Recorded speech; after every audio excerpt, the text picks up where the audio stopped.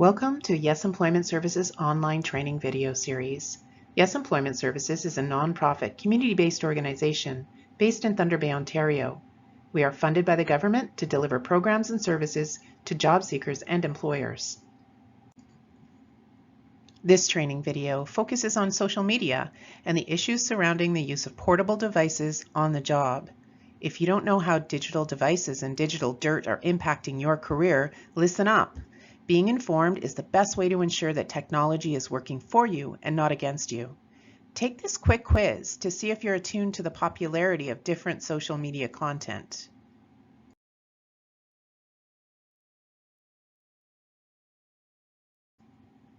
In an age where there is a cell phone in almost every purse, pocket, and binder, it's hard to believe that the first mobile phone was introduced fairly recently. Motorola released the very first mobile phone available to the public in 1984. Flip phones became popular at the end of that decade, and that technology steadily improved and became more popular throughout the 90s. But it was the introduction of the smartphone in 2000 that skyrocketed the popularity of portable technology. Add apps, social media, cameras, music, Bluetooth, and increased memory, and you have the perfect tool for people to stay connected and entertained. Think about that timeline again and consider it in relationship to the workplace. Most of the managers and business owners who employ young workers didn't grow up with portable technology, and they often think about it very differently than you do. This generational difference could lead to problems on the job. In fact, during our information gathering sessions with various Thunder Bay employers, an overwhelming number, over 90%, commented that the use of cell phones and electronic devices has been an issue, particularly with their younger staff members. So think about starting a new job. If you're lucky, there will be a clear policy in place with regard to the use of electronic devices. These could include no cell phones at all allowed at work. All electronic devices must be kept in your locker while on shift. Electronic devices can only be used during official breaks or meal breaks. And even the implementation of a cell phone use contract upon hiring. Don't be surprised if these policies state that employees who do not abide by the cell phone policy will be subject to discipline up to and including dismissal. At least if there's a policy in place, the employer's position is clear. Just comply with the rules and you'll be okay. It's when the employer hasn't stated the rules that we see young people getting blindsided by discipline or termination when they're not expecting it. Things like employer referrals and references go out the window when you're fired under these circumstances, so this is something to pay attention to. So, are employers just being unreasonable? It only takes a couple of seconds to text someone, right? Why do over 90% of employers take issue with the use of portable technology on the job? Is it just because they're from a different generation? Well, there is some research that backs up their concerns. The first concern has to do with productivity. Probably the most compelling research connecting smartphone distraction to decreased productivity on the job comes out of Florida State University. It's not just thumbing away on screens that causes workers to be less productive. Even just having the phone on your person can make you less productive. Even when you're not interacting with your phone, you certainly notice it when it vibrates or pings. That itch you feel to reach for your phone when you know someone else has interacted with you is difficult to ignore. But say you're strong and you think, hey, I'll just wait until my break to check it. The distraction still isn't avoided. The research shows that just receiving a notification distracts people and damages task performance almost as much as actually stopping to interact with the device. After receiving that trigger, you start thinking about what it might be and planning a theoretical response. All this takes up memory and attention and distracts you from what you should be doing, like serving the next customer or completing a task. As the authors of the study write, while these message notifications themselves may be very brief, message-related thoughts prompted by these notifications persist much longer. If that's not enough to convince you that the use of personal devices on the job are a legitimate concern, consider the danger to your own health and safety when using your device on the job. All of us know that using devices while driving is dangerous. Texting and driving is the most distracting. It forces the driver's eyes away from the road for the longest period of time, about 4.6 seconds on average. That may not sound like much, but the link between distracted driving and collisions is solid. Here's what the Ministry of Transportation has to say. Good drivers keep their hands on the wheel and their eyes on the road. Research shows that drivers who use cell phones are 4 times more likely to be in a collision than drivers who focus on the road. And when drivers take their eyes off the road for more than 2 seconds, their crash risk doubles. In Ontario, it's against the law to operate handheld communication and electronic entertainment devices while you are driving. View display screens unrelated to your driving.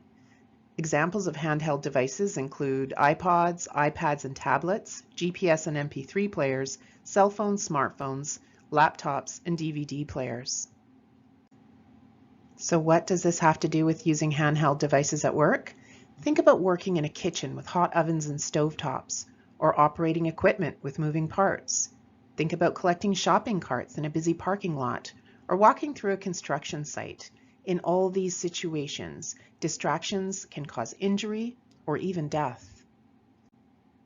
One of the deadliest examples of how devastating a brief distraction can be occurred in California in 2008. Investigators in Los Angeles found that a commuter train engineer sent a text message 22 seconds before the train crashed head-on into a freight train, killing 25 people. The crash occurred after the train ran a red signal as it traveled through the San Fernando Valley. The incident was the deadliest rail crash in the United States since 1993. With these kinds of dangers present, what is the best course of action? Lock your phone in a locker or leave it at home. If you must have it on your person, turn it off completely. This is the safest way to protect yourself and your job. Another issue that has become a concern for employers is more social.